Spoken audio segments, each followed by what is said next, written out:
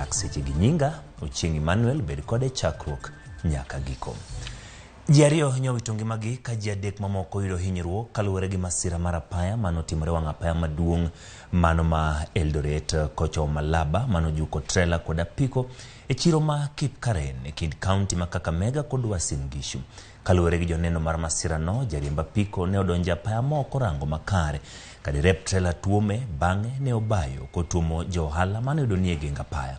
Jodak makono koro ramo mondo mi ogol jotim ohala mosebedo e geng apaya no kaluwore ni giketo ngimagi kamarach.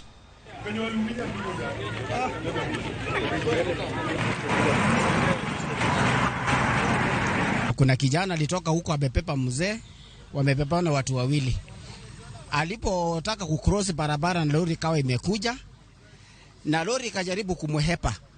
Wakati lori ilikuwa inamwehepa, angelikanyaka breki kidogo, hiyo lori ingepita. Lori ilikuwa sawa na yeye, ile kitu ambapo alifanya alisonga mbele na lori ikahepa na ikamkutana na yeye, ikamgonga tu live katikati. Na nimeshuhudia kwamba mtu mmoja akawa amekufa. Pikipiki zenye zilikutana pale zilikuwa pikipiki 3, hiyo moja imeisha kabisa.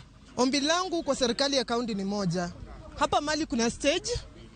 Hiyo stage tafadhali kama unaweza undia watu wa magari wapaka hapo. Juu gari zinapaka kwa barabara pale.